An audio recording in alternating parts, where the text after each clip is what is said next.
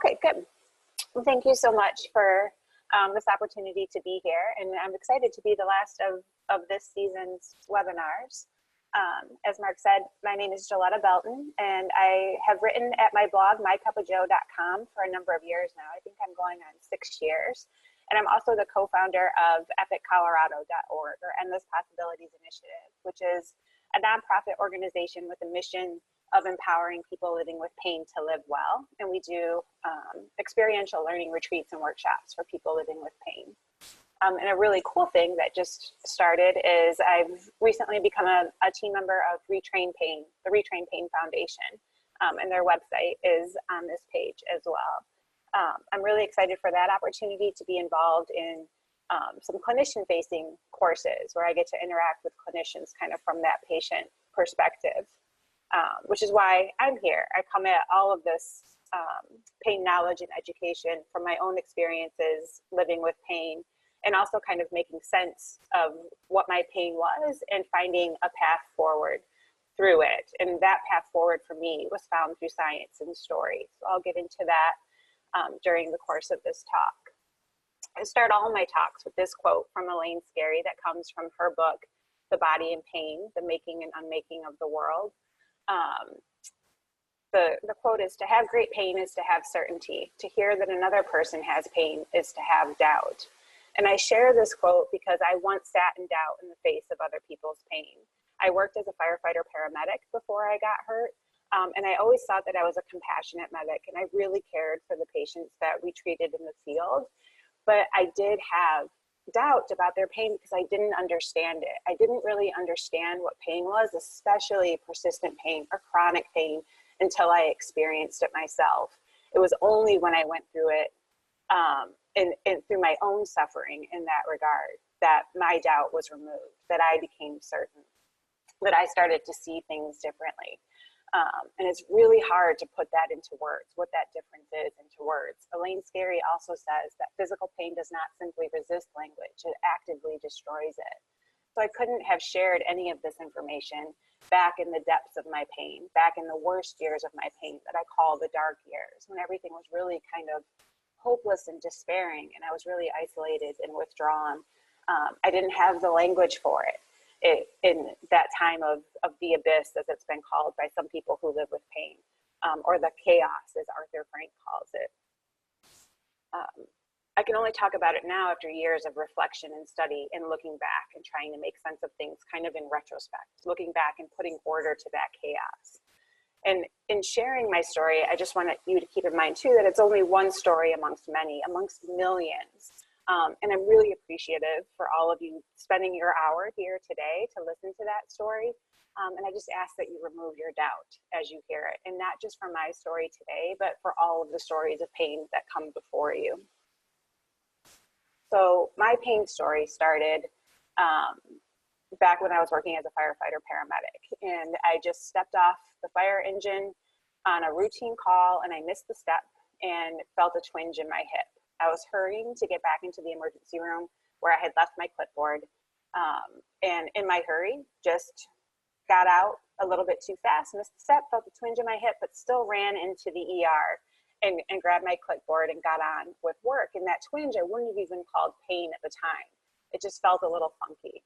But I did let my captain know. But weeks went by before I did anything about it, before I saw anybody for it. And I went to our occupational doctor. Little did I know that twinge that I wouldn't even call pain would set me on this path of ongoing, worsening pain that I couldn't make sense of, and ongoing treatments that I failed over and over and over again. And in the vernacular of healthcare, I failed those treatments. They didn't fail me. That journey started just with going to physical therapy and working on strengthening and conditioning, core stability, some of those very common approaches to pain, which in retrospect didn't make a whole lot of sense because I was really strong at the time that I got hurt. I was deadlifting more than twice my body weight. I could carry guys who were more than twice my size. I was really strong and fit and stable back in those days.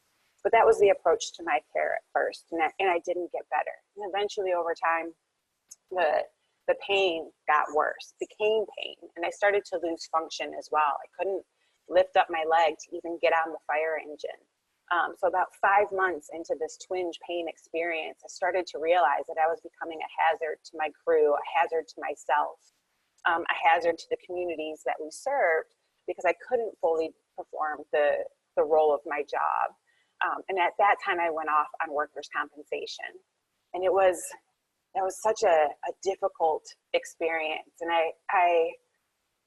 it's a broken system with good people in it, but the system itself is broken. And we often feel like when we're in that system that our moral integrity is being investigated before our pain is even being considered. I went 4 months without any active care at all while my claim was being investigated. So I wasn't even getting that information from people. I was getting no information, getting no reassurance, no guidance as to what the path forward was going to be.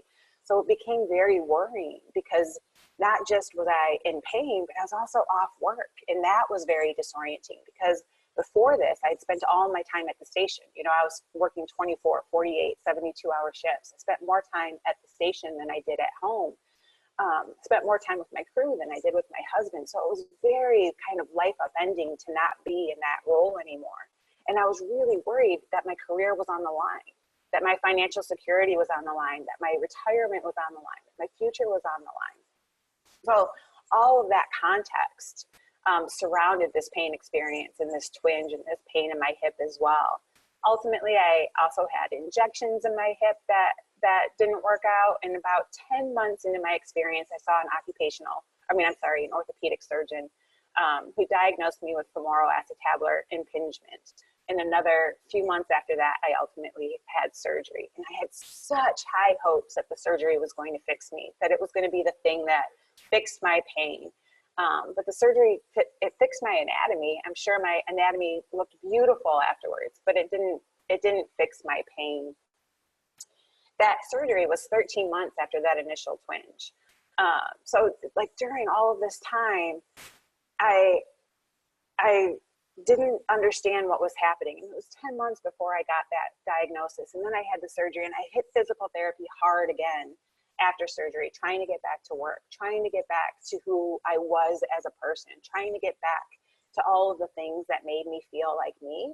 But I failed yet again after that surgery and hitting PT hard. And despite my diligence, despite my motivation, despite doing everything that was asked of me during the course of my care, my pain still persisted, and I didn't know why.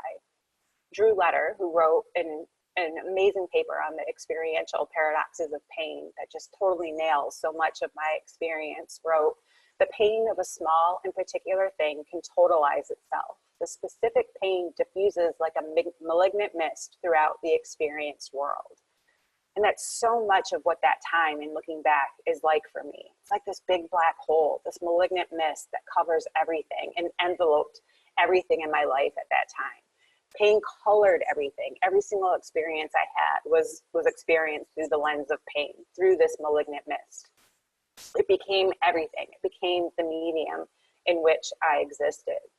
So after failing physical therapy and injections and surgery and more physical therapy, I continued to search for the Holy Grail. I continued to search for that one thing that was going to fix me, that one therapist that could fix me, that one modality, that one pill, that one surgery, that one whatever.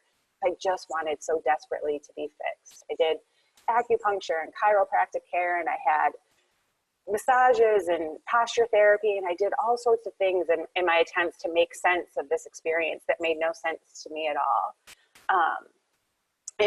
And the pain still persisted. That malignant mist still persisted. When it was clear I wasn't going to go back to work as a firefighter, that was the most distressing time of this entire thing for me, because it wasn't just about losing my career. It was about losing my identity too. It was about losing my sense of self-worth, my sense of purpose, my sense of value as a human being. I was biographically disrupted. My story no longer made sense. I didn't know who I was anymore. I felt incredibly lost and confused and did not see a path forward. I was isolated and alone.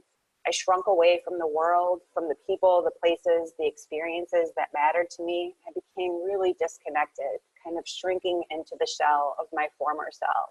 So I love this painting by Eugenie Lee called If Only. A lot of her work really resonates with my own experiences living with pain. But this isolated, shrunken, withdrawn person was not who I was. You know, before this pain experience, if you were to ask me to identify myself or to describe myself, I would have said, I'm a firefighter. And to me, that encapsulated everything that I was. I was strong, I was fit, I was a member of a team, I was a hero of sorts in my community. And I was this team player that spent, like I said, more time at work and at the station than I did at home. This was my whole life. The fire department was my family. We call it the fire family for a reason, because they really do become your family. So no longer being in that role anymore was incredibly life and self upending. And it was so disorienting and so, I don't even have the words for it, so despairing, because that's who I was. The picture up in the left-hand corner was me on vacation at a CrossFit gym. I would find CrossFit gyms wherever I went. I was a heavy lifter. I was a runner who did half marathons. I was an instructor in one of our academies. I led the fitness program for a while for our department, and I was a peer fitness trainer for a great number of years. So all of this was a part of who I was, who I thought that I was. It was all a part of my identity. You know, strong, fit, tough, hard, kind of a badass, self-proclaimed one.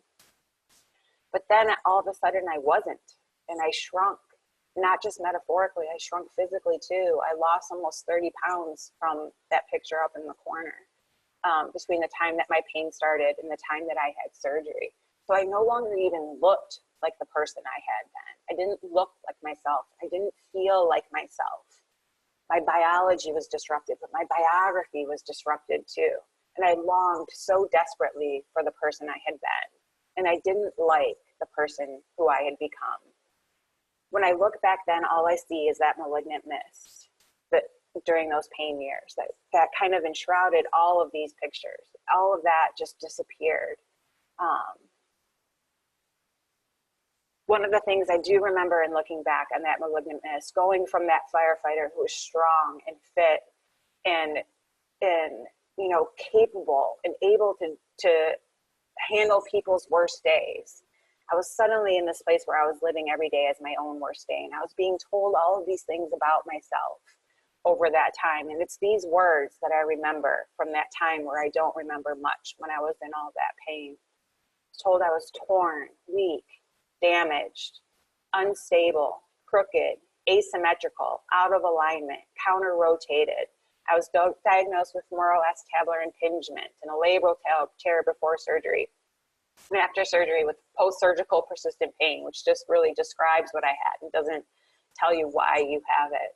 I had SI joint dysfunction, discogenic bulging with annular tears, and I failed all of the treatments. I was the failure. The treatments didn't fail me. All of this added up to a whole person impairment. That was part of the medical legal terms that are used in the workers' compensation system. So I had this designation of whole person impairment with a percentage of disability given to me. So I had this 11% whole person impairment, which I didn't know what that meant. Did that mean that I was only 89% of the person that I used to be? And then after all of this, you know, I'm told I'm dysfunctional, torn, unstable, weak, that I have this whole person impairment, that I'm disabled, that I am a failure. And then I'm told all of the no's.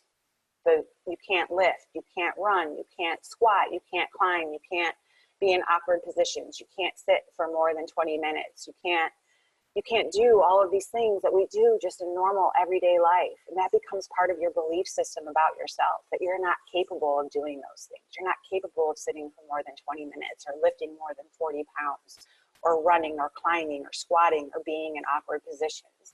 You're told all of that over and over and over again. And then in that framework, you're also told that you're permanent and stationary, that you're never going to get better, that this is as good as it's going to get. And that is a really, really, really hard place to be.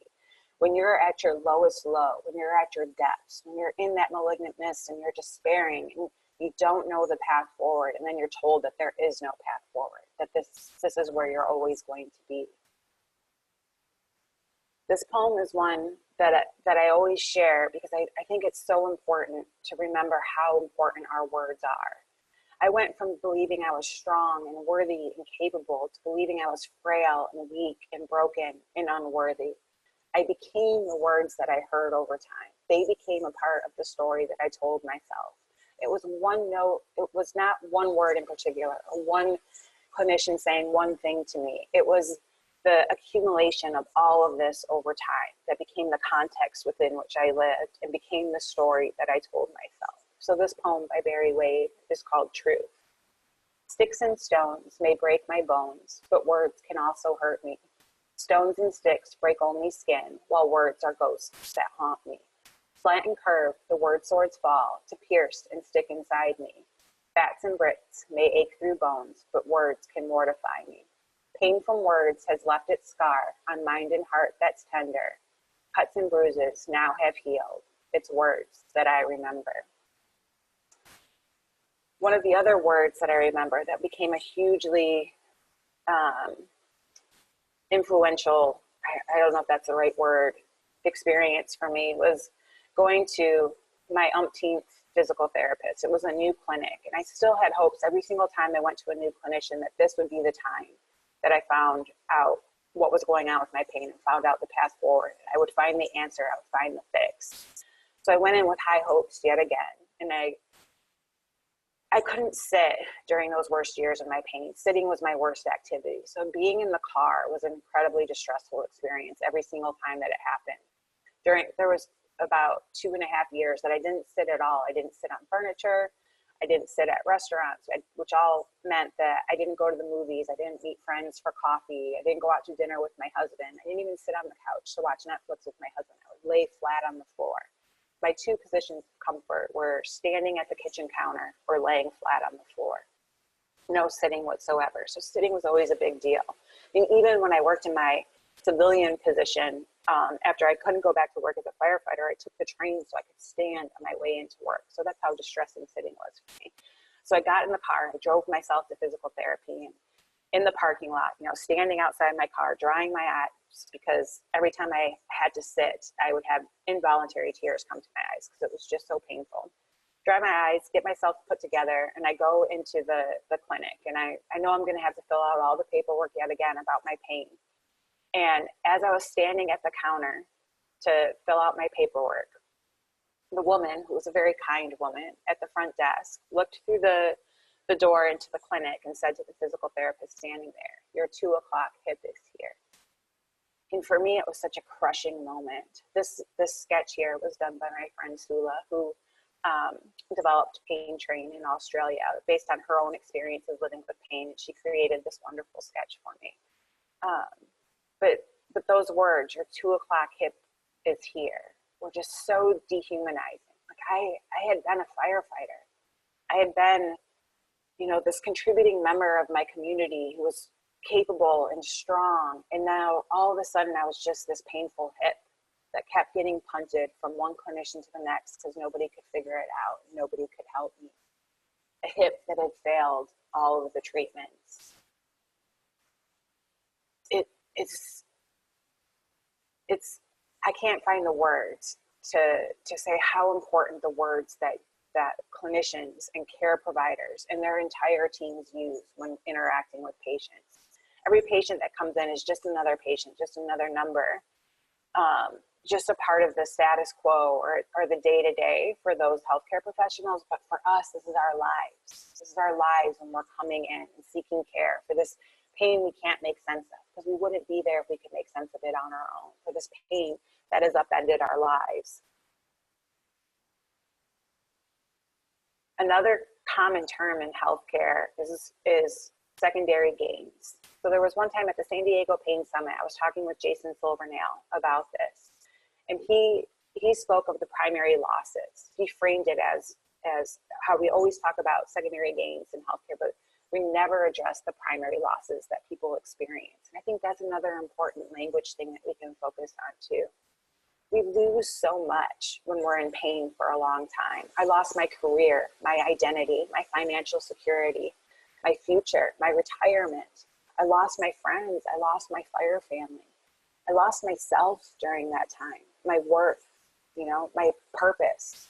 I lost my sense of my place in the world. And all of those are very, very big losses. And they were never addressed in the course of my care, never acknowledged. I was never given permission to talk about them, never asked about how my pain was affecting me in my day-to-day life. David Bureau wrote in his book, Listening to Pain, pain is an all-consuming internal experience that threatens to destroy everything but itself. Family, friends, language, the world, one's thoughts, and ultimately even oneself. Elaine Scarry's subtitle of her book was Pain is the Unmaking of the World. And it's so true. It unmakes our world. It upends everything. And it doesn't make sense. We're in that chaos that Arthur Frank refers to. We can't put order to that chaos. We can't put it into words. My life, my very being, felt destroyed during that time. It wasn't just a threat to the integrity of my tissues. It was an existential threat to the very integrity of my being. My very rock bottom, this is another painting by Eugenie Lee called Rest, Rest, Rest. My very rock bottom was when I couldn't sleep for 2 weeks. I hadn't slept. I was still going to work every day, and I actually called my work comp adjuster from work to see if I can get more physical therapy. Because even though it wasn't really working for me, I enjoyed going to physical therapy. I enjoyed working out. I enjoyed exercise, enjoyed all of those things. And I enjoyed feeling like some semblance of myself when I went to physical therapy. Because that's who I was. That's who I had been. I was a gym rat before all of this. I literally could spend 4 hours at the gym. So I hadn't slept for 2 weeks, and I felt like I was losing my grip on reality. Felt like I was kind of losing my mind, that I felt like I was unstable. And reality was kind of slipping. And it was a very disconcerting place to be. So I just wanted to go to physical therapy for this lack of sleep that I had been having had increased my pain. My pain was through the roof. And we all know how that cycle just feeds upon itself. You can't sleep well, so the pain goes up, the pain goes up, so you can't sleep well. And she told me that I would have to go see my surgeon, that I would need a referral. And I asked if it could be a phone referral, and she said no. I would have to go in person. And the next available appointment wouldn't be for like 9 weeks, because he's a surgeon. He does surgeries for a living. So it's like for this flare-up that I'm in right now, that I'm desperately seeking help for, I have to wait 9 weeks. That's what I'm referring to as a broken system. Good people within broken systems. But a lot of us are stuck in those systems. And I just want to bring awareness to that. When I told her that wasn't a tenable thing, that I needed help now, her response was, if you're really in that much pain, go to the ER. And that's not something you say to a paramedic who, we used to complain all the time about people misusing the 911 system for chronic conditions, for going to the emergency room for things that should be taken care of through other means. And then here, the professional in charge of my care was telling me to go to the ER for pain I'd had for almost 3 years. I felt utterly hopeless and utterly lost and utterly alone. And I felt ashamed. I was so ashamed as I stood there, with the phone still in my hand, crying at work, at the fire department, crying because I just didn't know where to go and I didn't know what to do. I felt like there was no path forward. I was in so much pain. I had become one of those people that I had perhaps judged harshly during my years as a paramedic, when I didn't understand, when I didn't have that certainty about what it was like, when I sat in doubt. I felt ashamed that I didn't get better when I should have, that going through all of these treatments, I didn't improve. I felt like I was letting my healthcare professionals down because I liked them all. They were kind people. They were trying to help. I let them down because I didn't get better. I felt like I let everyone down at the fire department. All of the guys who went to bat for me, who called me one of the guys, which is the highest compliment you can get as a female in the fire service. Being told you're one of the guys is kind of the apex of what that looks like. And I felt like I had let them all down. And I especially felt like I let all the women down in the fire service. That they worked so hard to get there. And I'm just now making it more difficult for them. I'm making the hill they have to climb even harder. I'm proving the naysayers right that women don't belong, that they're too weak, that they can't handle it. I was carrying all of this too. I was so ashamed I wasn't the same daughter, the same friend, the same wife I had been before pain.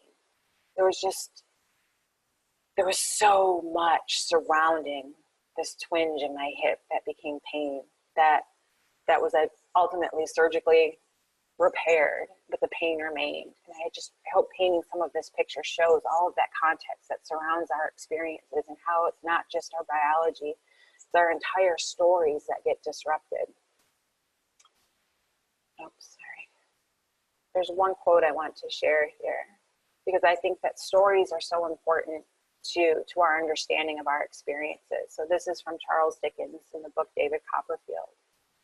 At first it was a heavy sense of loss and sorrow, wherein I could distinguish little else. By imperceptible degrees, it became a hopeless consciousness of all that I had lost. Love, friendship, interest, of all that had been shattered, the whole airy castle of my life, of all that I remained, a ruined, blank and waste, lying wide around me, unbroken to the dark horizon. This just speaks to all of those losses to me, of all that had been shattered. That whole airy castle that I thought was my life, this future that I had planned for, that I was no longer living. A ruined, blank and waste, lying unbroken to the dark horizon. The story aspect is so important because our biology is disrupted in pain, whether it's through injury or whether it's through changes that take place in our immune or nervous or endocrine systems. But our biography is also disrupted too. Our stories are disrupted, and that can be way more distressing than any type of injury or illness or condition. That biographical disruption, that not feeling like yourself, is incredibly distressing. This twinge that became this pain made no sense to me whatsoever. I'd been a lifelong athlete before I became a firefighter. I'd had a lot of injuries along the way. I've had some pretty serious injuries that required surgery under anesthesia. I've had surgery under anesthesia 3 times before this hip surgery, all because of injuries as a result of playing sport. Never had pain issues after that. So this whole experience that started with just this twinge made no sense. And during those dark years of my pain, those despairing years, those years of that malignant mist, I was never helped to make sense of what that pain was like. And that's such a critical aspect of us being able to move forward. This is a quote from Bessel van der Kolk in his book, The Body Keeps the Score. There are 2 critical aspects of the adaptive response to threat that is basic to human survival: becoming an agent in our own rescue and making some sense of what happened. That's a paraphrase, not an exact quote. But I love it because it was so true and for my experience in being able to move forward. I had to be able to make sense of things. I had to put order to that chaos. I had to understand what was happening and make meaning of it in order to be able to become an agent in my own rescue and move forward. And that becoming an agent in my own rescue was so important too. I had looked for that Holy Grail for so long, that fix for so long, and always thought it was going to come from somebody else. And I didn't realize the power that I had within me to facilitate my own healing, to facilitate my own recovery and my own path forward. That's what I'll dive into now, and what gives me such hope for the future of pain care and what we can do. We bring in the story. And that's why I shared my story, because I think it's really important to ground it in that context, to really understand where I was, to see how far I've come, and see where I am now. So, and I wanted that to be like the jumping off point to empower other people to become agents in their own rescue and to make sense of their experiences. And for me, it comes down to 4 things: science, story, creating safety, and making meaning. My door into all of this, like my door that opened onto all of the possibilities that were out there, was pain science. When I left the fire department, when I medically retired from the fire department altogether, when I left the civilian position that I had worked in for a couple of years, I went back to graduate school and I studied human movement because I still had very damage-based notions of pain, very biomechanical explanations for why my pain was persisting. I had to be moving wrong. My posture had to be wrong. You know, I had to correct all this dysfunctional movement that I felt like I had to be engaging in order for my pain to persist. So I had become really controlling over how I moved, how I sat, and how I laid, how I slept, how I sat in the car. There were so many things that I became super controlling over in those attempts to kind of fix my biomechanics or correct my movement, correct my posture. So I went to school in human movement, but I chose pain science as my research focus that I carried through all of my coursework. And that changed everything for me. It was this hugely eye-opening experience because I began to understand my pain so much differently. There was a lot of cognitive dissonance going on when I was first exposed to this information, though. I would think to myself, like, this makes total sense for everybody else's pain, but my pain is very real. And by very real, I meant that there had to be something very wrong going on in my hip, that there had to be something structural going on in my hip, that I had to be re-injuring it in some way. But after exposure to this for a number of semesters and years, it all began to sink in. I began to understand my pain differently. We can't go into all of the science today, but I'm going to share some of the major things that shined a light on a path forward for me. The first, and this is the biggest takeaway from the science for me, is that all pain is real, no matter its origin. It's not made up. It's not all our heads. It's not made by the brain. All pain is real, and it's experienced by us as human beings, as biological organisms. It involves all of the systems that are involved in our just day-to-day existence, our nervous system, our immune system, our endocrine system. It involves our thoughts and behaviors and actions and our relationships in the world and our environment. It involves all of the biology, not just our anatomy and not just our structure. It involves, genetics and epigenetics as well. Things that we've experienced throughout the course of our lifetimes affect what we're experiencing now, including pain. And all of that matters. And the psychosocial aspects of pain are not some thought bubble floating above our head. That's part of our biology too. Our neurons that are interacting with each other in our brain are all surrounded by glia, and there's constant communication between the nervous and the immune system. So there's constant top-down and bottom-up stuff going on all of the time. So all of our pain is real, and it's multi-system, and it's complex. And that was hugely validating for me.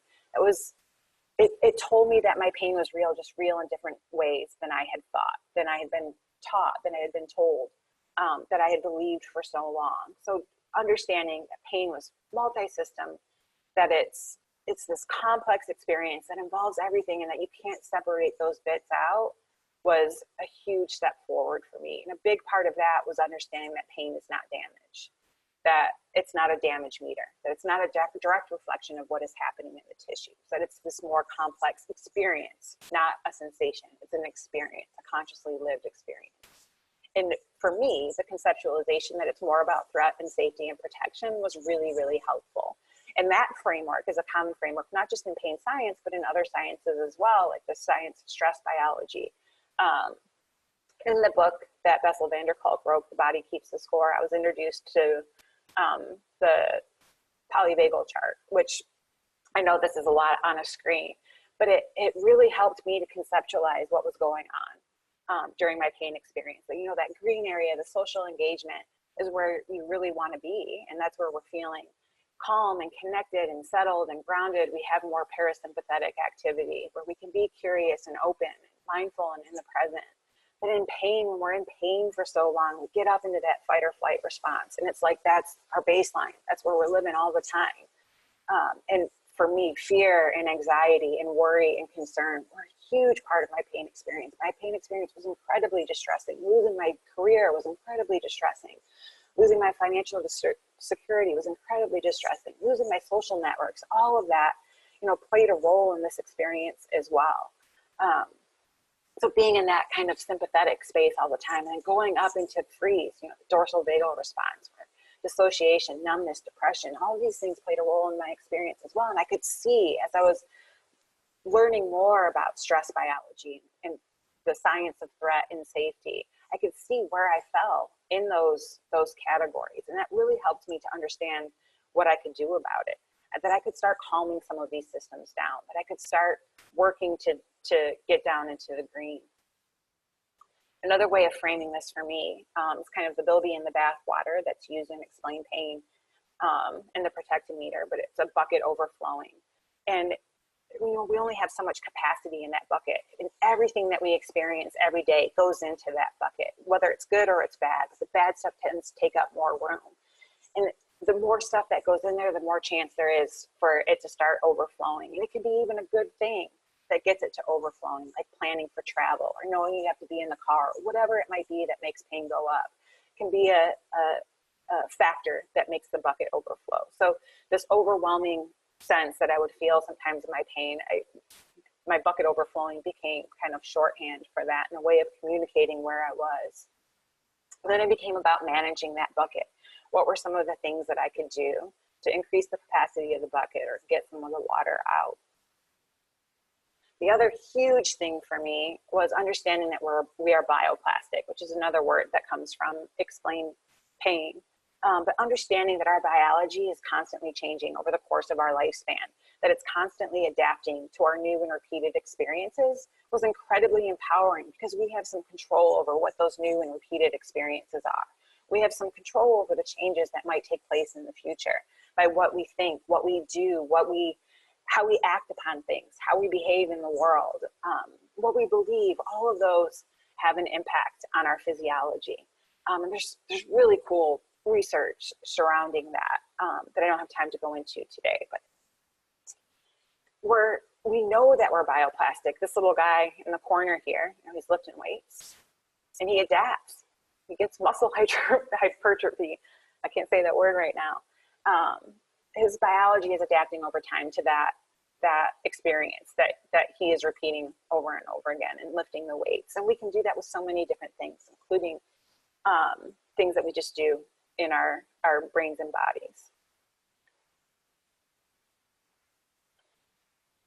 In addition to the science and understanding that all pain is real, that it's multi-system, that we're bioplastic, that there's a lot of ways into changing our experience through changing our biology, that it's not just this fluffy woo-woo stuff, that we're actually changing our biology too, was incredibly empowering. But I also needed to make sense of things through story as well. The science really helped me to make sense of pain and what was going on in my body. Stories really helped me make sense of pain in my life, what it meant for me, and how I was going to move forward. So another quote from David Copperfield and Charles Dickens is, "I came one evening before sunset, down into a valley where I was to rest. I think some long unwanted sense of beauty and tranquility, some softening influence awakened by its peace, moved faintly in my breast. I remember pausing once with a kind of sorrow that was not all oppressive, not quite despairing. I remember almost hoping that some better change was possible within me." That's so beautiful and so perfectly encapsulates where I was. And it captures too, nature being a huge role in my path moving forward. Understanding pain differently, understanding that it didn't mean damage, understanding that I wasn't doing more harm to myself with each painful step, meant that I could get back out into the world again. It meant that I could experience the world again. And that was huge. So my path out of depths of pain was paved by the science and the stories that I was telling myself. I wasn't torn, broken. I wasn't a failure. I wasn't dysfunctional. I wasn't permanent and stationary. I was changeable, you know? My pain was changeable. My biology is changeable until my very last breath. And that was so empowering. And I knew that I could change the story that I was telling myself. We understand ourselves through story. So I think that it's so important that I can't emphasize this enough. And it helps to put order to the chaos. Arthur Frank wrote in The Wounded Storyteller, which is an excellent resource for anyone interested in this, about how we don't just tell stories about ourselves, that we create ourselves in the telling. We create ourselves in the telling. So it's so important what those stories are. Another wonderful resource is this paper by Howard Brody called "My Story is Broken, Can You Help Me Fix It?" He's a bioethicist and was a family medicine doc. I believe he's retired now. But he says that when we're seeking care, when we're coming to a health professional to figure out our pain, that what we're really saying is something is happening to me that seems abnormal. And either I cannot think of a story that will explain it, or the only story I can think of is very frightening. Can you help me tell a better story? One that caused me less distress about this experience? Or put more simply, my story is broken. Can you help me fix it? I messed up the wording a little bit there, but you get the gist. Those living in the chaos that Arthur Frank calls, that when we're living in the darkness and despair and the abyss, can't put words to their story because it's so chaotic. They can't make sense of things. They lack any sense of a viable future. Chaos is anti-narrative in his terms. So being able to put that chaos to order, to make sense of things, to give meaning to our experiences and to give hope for a path forward is a viable form of therapy. And it's one that is often overlooked. And we can't do this alone. We need a light. We need someone or something to provide the spark that illuminates the darkness, that lifts that malignant mist, that lifts that fog of pain, so that we can begin to tell a new and better story. And it all starts with our story being heard, with us feeling heard, with us feeling understood, that our problem is understood, and that we're going to be helped moving forward, that we're not alone. One of my most impactful or profound moments during the course of my pain experience was actually being a patient demo for Peter O'Sullivan at the San Diego Pain Summit. He asked me at the very beginning of that demo experience to tell him my story. And I had no idea where to start. And I said, like, where should I begin? He said, wherever you want. And it was interesting because at that time, it was 7 years into my pain experience. And my right hip was feeling fine at that point. I was doing really well. And I had started the nonprofit. I was snowboarding again. I was a adaptive snowboard coach for the National Sports Center for the Disabled. I was hiking, camping, going on road trips. I was doing all of these things that made me feel like me, that restored my sense of self, that gave me a sense of purpose again and a sense of worth. You know, I was contributing again through my blog, and through the nonprofit, and volunteering in my community. And I had rebuilt this life. When he asked me to tell him my story, at that time too, so about 7 months before this patient demo experience, I had started having pain in my other hip, in my left hip. And it felt very similar to the pain that had started things off in my right hip.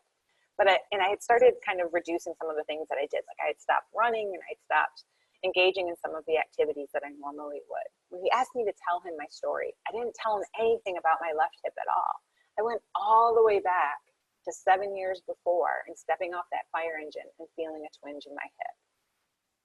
I didn't realize until that moment how afraid I was that I was setting my foot on that path once again, that I was going to lose everything once again, that the malignant mist was once again going to envelop my entire life. I had no idea that I had those fears until I gave voice to them, until I was asked to tell my story. So in Arthur Frank's word, pain and suffering results in narrative wreckage. I learned that from Linda Crawford. The way out of the wreckage, out of the chaos, is telling stories, which allows us to make sense of things. So I think it's so important for all clinicians, all people working with people in pain, all people who just love or know or are friends with someone in pain, to make space for their story.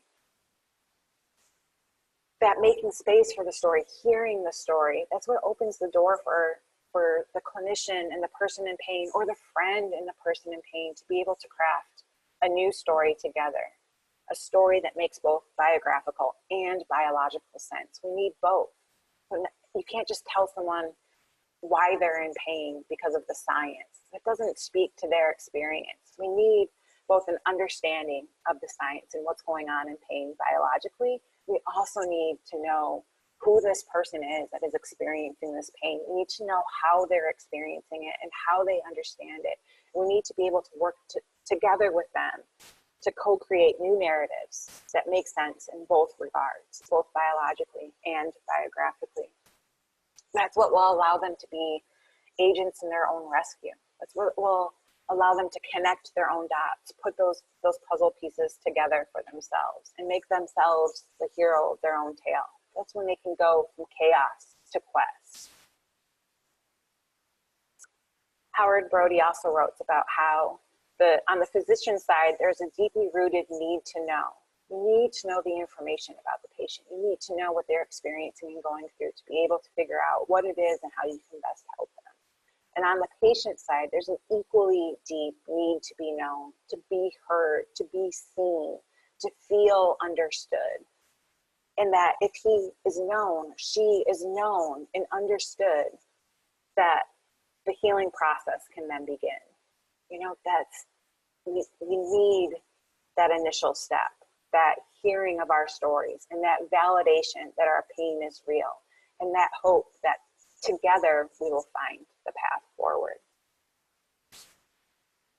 This is one of my favorite quotes too. At the heart of suffering is a feeling that what ought to be whole is being split apart. This feeling may be experienced as a split between oneself and one's malfunctioning body, or as an isolation of the self from the human community. Suffering cannot be relieved, however elegant a cure one performs, unless the patient's subjective sense of split and isolation has been assuaged. Almost always, this assuagement requires a sense of reattachment to the human community from which the patient, through illness, has felt cut off. This is so true of my experience. I became so disconnected from my community, from just humanity in general, and also from myself. My leg felt other during those years, like it wasn't even mine. It's a very disconcerting thing too. But what is beautiful about understanding suffering in this way is that the health professional is the human ambassador who most often and most directly can reach out and reestablish this sense of human connection. That reconnection starts with that therapeutic relationship. That's where the healing can begin, and that's where suffering can be alleviated.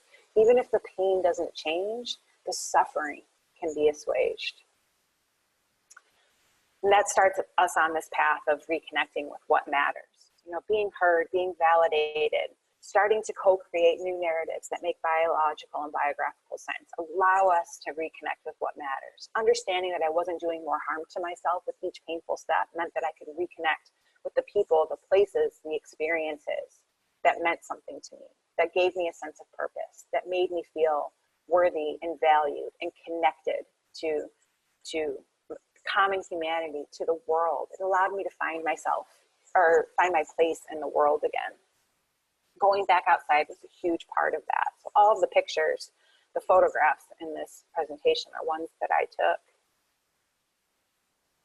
So I'm going to end quickly so we can get to some questions. But the other most profound moment in my experience was interviewing Laura Mosley while I was in graduate school.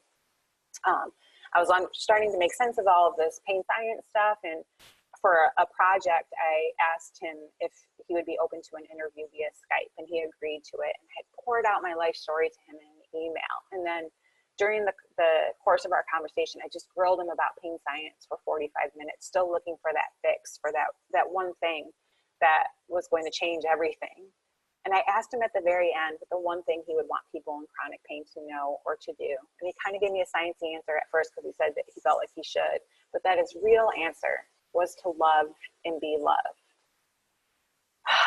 That was what set me on a different path. He would never take credit for it, but that's what opened my eyes to a different way forward. When I was in pain for that long, at that point it had been 4.5 years, I didn't like who I had become, and I didn't feel like myself. I didn't feel very loved or very loving. I felt quite unlovable.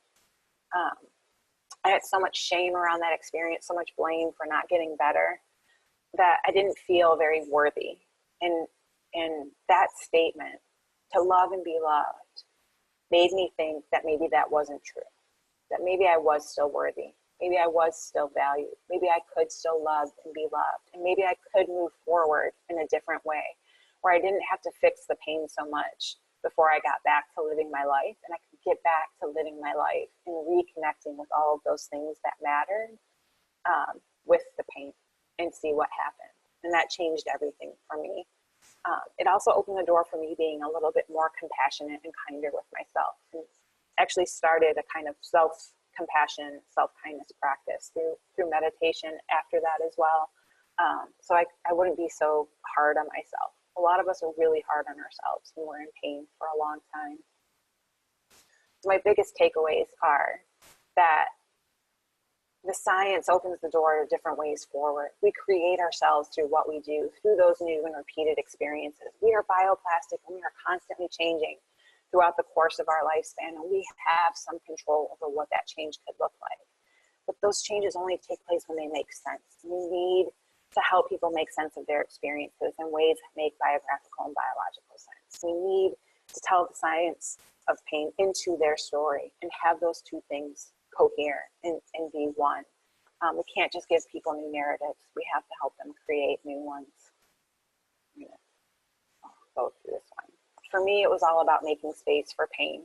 This new knowledge allowed me to make space for pain. For so long, pain took up everything. It was this black dot. It was the entirety of my universe. Eventually, I started to be able to make a little bit of space for that pain, so there was room for those things that mattered to me. And the more I focused on those things that mattered to me, the more I was able to do. And the smaller that pain became relative to this bigger life that grew around it. Even when the pain didn't change, my life was so much bigger and so much better and so much richer. And eventually the pain was no longer the center of everything. And now there are days where I don't have pain at all. And that's what I hope for everyone. For me, those meaningful strategies and reconnecting with the things that matter to me were movement, mindfulness, connection, and creativity. These are things that we go over in our retreats with the people that we work with. And it can look like anything. These are just things that worked for me. And there's so many things that fall into each of these categories, but it doesn't have to be this. And that's what's so awesome.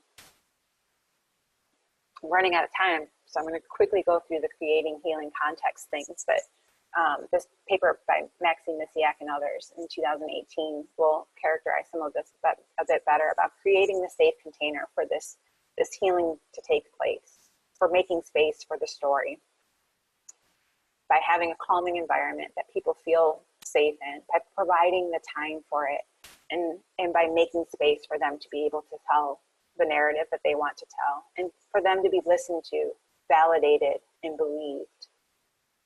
That's a step that's so important and so often missed or rushed through. Every healing process has healing rituals associated with it, even in modern medicine. You know, the environment, the traditional environments that medicine takes place in are part of that context and can lead to healing in and of itself. So putting some thought into those contexts is really important, and doing the things that we can to minimize threats, or in the explain pain framework, you know, minimizing DIMS and increasing SIMS was something that helped me a lot in those early years of making sense of my pain and how to move forward. Minimizing those things that made my pain go up, or making space for those things that I couldn't minimize, and then increasing the things that made me feel safe and grounded and connected, that brought me joy and laughter and connection. And then language and communication.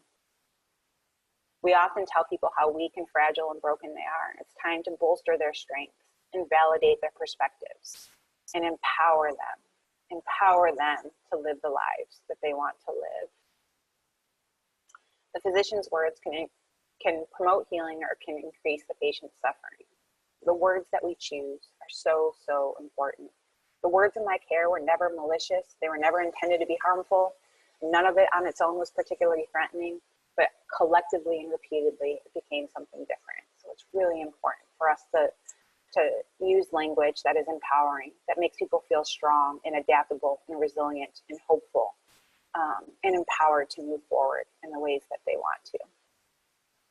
You'll all get a link to this talk. So this has some of the mentioned texts on this slide if you want to look into any of them further. And then my email is here as well, because I know I talked for a really long time. If we don't get to a lot of questions, you can always email me some questions. So thank you all for listening and for sticking around for this long. I appreciate it.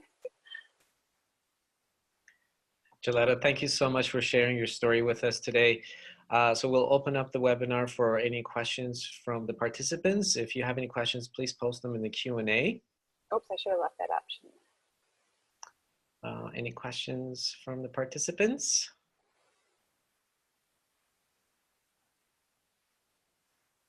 No questions. I have a question for you, Joletta. We have from Keith, not a question, just a comment. Thank you, brilliant. Thank you. We have a question from Emma. She says, do you use graded exposure when returning to activity? No, I suck at that. Which I feel like should give everyone hope that you can do everything wrong and still get better. Like when I first started running again, I would tell myself I'm going to run for like 2 minutes and walk and go really easy at it. And then I'd start running and I would try and go for 3 miles, and then I would massively flare up, and then I wouldn't be able to run for a while. But eventually, even being an idiot and doing things in that way, I'm back to running now regularly, you know, a few days a week. And so I'm not very good at the graded exposure stuff, but not that that's a bad approach. It's just, it doesn't seem to suit my personality, but I hope that gives hope that even if you do things wrong, or perhaps it just frames it as there's no exactly one right way to go about doing any of this, that there's so many ways forward for all of us, and it just takes practice and trial and error and playing with things in different ways to see what's going to work for any one individual. Andrew has a comment. He says, Joletta, you touched on so much today, and so much of what you shared described my experiences, the way pain affects us. How does age, gender, occupation, class alter how pain changes us? I guess he does have a question. Well, it's a great question too, and one that I think that we're only really beginning to understand. When we talk about how pain is a biopsychosocial experience, we tend to leave out the social part. It's an uncomfortable thing for many people to dive into, because it's not something they were trained in school, and not something that they're really comfortable with. But those social elements, that what your social class, your socioeconomic status, sorry, I'm tripping over all my words, your occupation, and like those microcultures that happen within certain occupations, age and gender, all of these things, because there's ageism, there's, you know, inequities in healthcare based on race, on gender, on age. There's so many different things that go into our experiences that I think we're only really beginning to understand. And I think that seeing pain through a public health lens is a really helpful thing. And I'm seeing things move in that direction, which I think is going to lead to a better understanding of how all of these things influence pain. There were so many things that contributed to my pain experience that fall along all of those lines. Part of it was being a female in the fire service, so my gender and my occupation, where my striving to be one of the guys is something that affected that experience, and feeling like I had pain and feeling like it was because I was a woman. You know, there was so much that played into that way beyond the ability to answer in this environment. But Andrew, I'd be happy to chat via email too, if you want to explore those things further. James has a question. James, thank you so much for your time and sharing your experiences. What specific strategies do you still use today to help your ongoing self-management? So time in nature is a big one for me. I have to spend time outside. That's where I get out of my head. So I trail run, but that's a relative term because I'm very, very slow.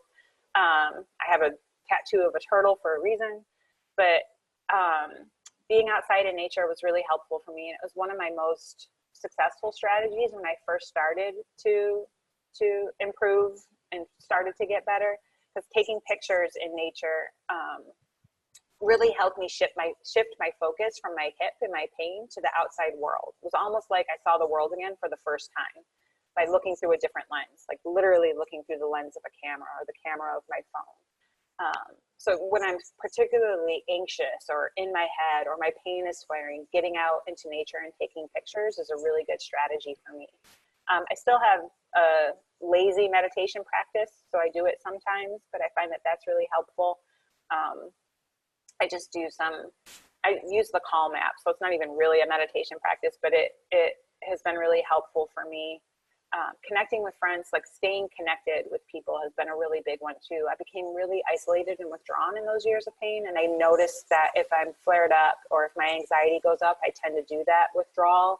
And I think it's really important to stay connected to people and let people know where I'm at. And I'm not as afraid now to have awkward conversations with people. And I think that that's really helpful too, being able to communicate. That bucket overflowing shorthand I use with my co-founder of my nonprofit, who is paraplegic and lives with pain herself, and with my husband. It becomes a really easy way of communicating things. So my best strategies, I would say, are nature, kind of mindfulness, and getting out into nature is where I do all my movement too. I used to be a gym rat where I could spend up to 4 hours in the gym. Like literally, I would be there for way too long. Now I prefer to do all my movement stuff outside. So, you know, movement, being outside, connecting with people, those are my best strategies. Great. Meg has a question. I've been developing a course called Pain in the Arts using mindfulness with creativity. You mentioned you had participated in some creative practices. Have you come across research about using art and creativity for reauthoring your story, reflecting, and goal setting? I have. So Meg, if you email me, I'll be happy to share some of the resources that I have in that regard. There's been some really cool popular media reporting on some of this too, like artwork used with veterans. National Geographic did a really cool series on making masks, using masks as an artwork and a framework for healing for them. It's a really cool series, and gives insights into what the veterans were experiencing too, because some of them were really resistant to it at first and felt like it was, they didn't want to be in a kindergarten class, but then ended up really benefiting from it in the end. But it's a beautiful story. Also have a lot of stuff on writing, because that's my particular interest and thing that has helped me the most has been writing my blog and trying to make sense of things through words and telling my story in that way. So I have a lot of research in that regard as well. But happy to share those resources if you send me an email. Perfect. And we have one last question in our chat. You mentioned an awareness at the start of your journey when learning pain science with cognitive dissonance and that disconnect between those deeply held biomechanical beliefs. Have you any other tips for HCP trying to help people through that period of dissonance? So any tips for healthcare providers? Patience, the validation is so incredibly important, and something I think that often gets missed in people's drive to help people get better. They want them to understand this information so that they can find their path forward, so they can jump the gun sometimes to give that information without it being a co-creation of a new narrative. And I think that part is often the part that's skipped over. But so that validation, that really hearing a person's story and validating what their experience is. It doesn't mean that you're validating the belief itself. Like if they think that pain is damage, it doesn't mean you're validating that damage is, or that pain is damage. You're validating that that's their belief. And that makes sense based on their experiences and what they've been told. It's a valid thing for them to believe based on our current environment and in our understanding of pain. So that validation, and then working with them to come to a new narrative rather than just trying to replace the narrative that they have. And that I say that in a way that sounds like it makes it sound like it's really easy to do, and it's not. And it's going to take practice, and it's going to take messing it up, and it's a really difficult thing, and some people aren't going to be ready for that new narrative. So then it's just about making space for where they're at and helping them where they're at, and maybe planting some seeds that can blossom later as they're nourished over time or not. But really just meeting people where they are, I think, is the most important thing. And we have one last question from James. With your ongoing biomedical care, what helped you the most to surge and explore or dance with vulnerability into understanding, exploring your pain on a different path? So I hope I'm going to actually answer the question that's asked. But so during that time, during my biomedical care, I didn't really have a whole lot of direction in that regard. Like I didn't have no one presented me a different path forward for understanding my pain except for my surgeon. So my surgeon was wonderful. He was incredibly compassionate. Every single time I met with him, he sat with leg crossed, with no tablet in front of him, not even my file, nothing. He just sat and he talked with me.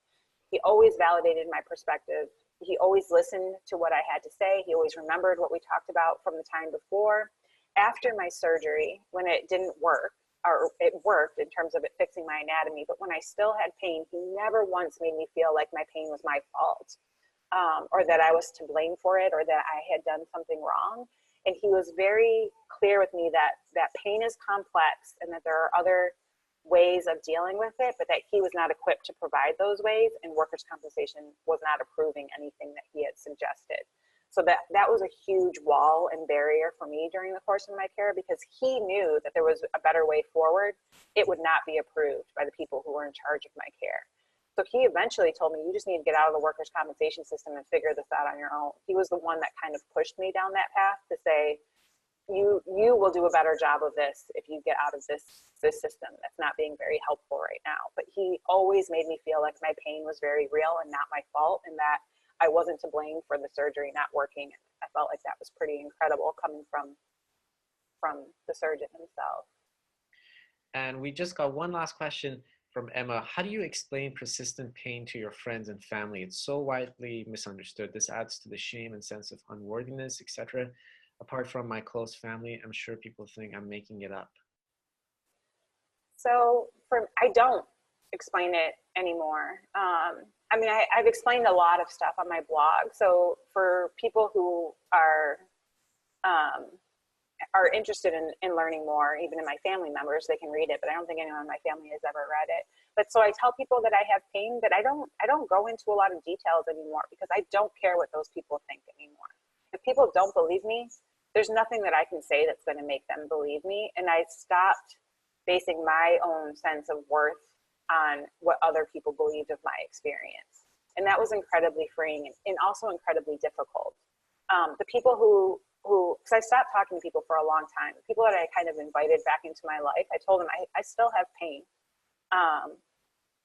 And that means that there are times that I'll cancel on plans that, you know, I won't be able to engage in things that I want to do and all of these things. If you want to still be a part of my life, then that would be great. And if not, I totally understand. And there was people who chose not to be a part of my life after pain. And that's a really hard thing to deal with.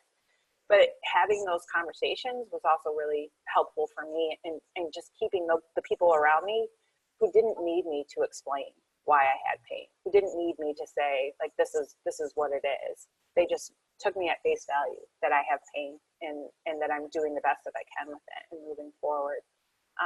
And a lot of that came through my meditation practice and those self-compassion practices that I talked about, and like loving kindness and self-kindness practices, and not basing my worth on what those people believe and not trying to change their minds, because that's often futile and exhausting.